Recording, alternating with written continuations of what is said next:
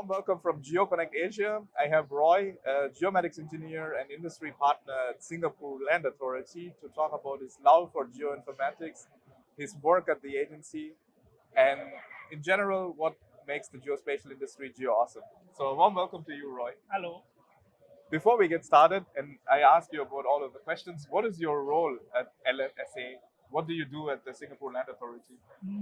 Good question. I do quite a bit of different kinds of project management in general, but key areas that I'm looking at, first thing first is looking at capacity building for geospatial and geomatics. Second, in terms of international relations, consultancy, and last but not least, is also looking at things like how do we further improve our mapping for underground, above ground, building digital twins for the city.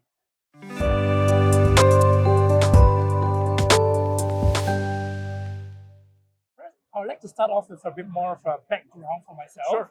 So from young, I'm very keen in doing a geography-related career profession. So I took up geography when I was in school, from secondary all the way to junior college to university, and then somehow I just got to meet Mr. GIS. So in the past in schools we are always open to using S3 products, and that sort of got me interested in how can I marry technology and geography together. Yeah. So by bringing both of these topics together, it allows me to see the world in a very different perspective. Looking at spatial patterns across time, across space, and how can I bring different data together and marry it with other forms of technology. So coming back to the questions, in terms of how do I end up myself today here in SLA, also partly I took up a scholarship, the Singapore Geospatial Scholarship, and then following which, after working for a few years in SLA, and I find that there's a need for me to continue to enhance my skill sets in not only geospatial, but geomatics engineering. Okay. And I took up overseas masters with UCL, Nice. masters in geospatial science, looking at the engineering side of things. So my undergrad is more of a generic degree on geography that gives me the breadth, but my masters gives me the depth. So it's like a T.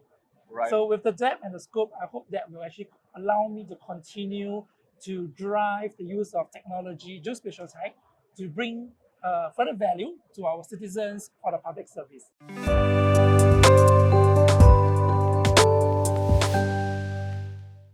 I would say studying and working is a very different mindset and environment. Of course, some of the key technical skills will be very helpful in my daily work.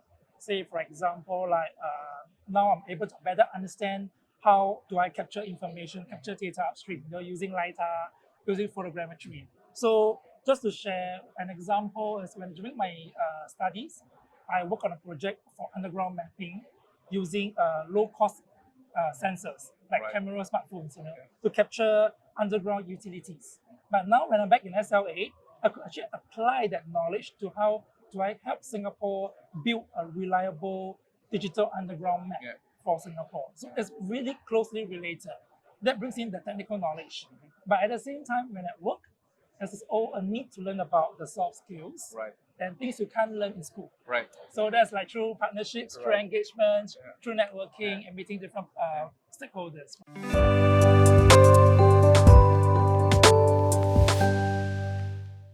Well, from the government angle, it will be funding. Everywhere. Singapore is a very small country by itself, and definitely we are all very resource limited. But working out from that also gives us an opportunity to think clearly and to prioritize what is our real goals, what are our key goals, and how we can achieve more by using the minimum amount of resources to achieve certain projects. That's more of a hardware kind of approach of a challenge.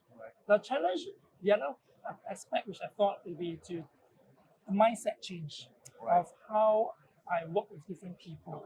I understand everyone will have their different ways of working, and sometimes when I work with overseas stakeholders, different cultures, and it's really getting to hang out with them, learn about their culture, find out more about what are the things that they love to do, and how we can actually work together to achieve something bigger. Yeah, so this is, I guess, the challenges is more of a hard and soft thing.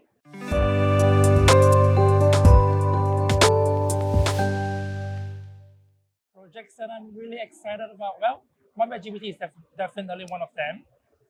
Some other key interesting projects which I'm looking at is digital underground. Okay. So have you heard recently SLA? So we have worked with our researchers from ETH Singapore, looking at how we can better improve the quality, data quality of underground infrastructures. Right. So that project has come to an end last December, but yes, actually brought us lots of interesting learning points. So looking at it, we are bringing the learning points further to see how we can continue to improve on the data quality, and also look at using the learning points to see how we can actually better implement some of these initiatives.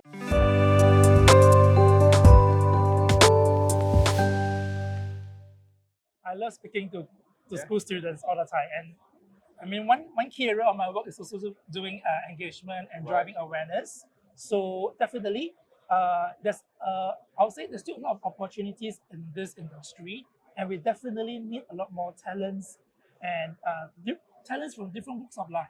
You know, so seeing geospatial as a more horizontal enabling technology, that should be one of the fundamental skill set that I would say every digital kid that grows up, they should somewhat have some basic knowledge and awareness on that. And in terms of career growth, well, like I mentioned, this is my personal career trajectory, but I wouldn't say that you have to follow my trajectory.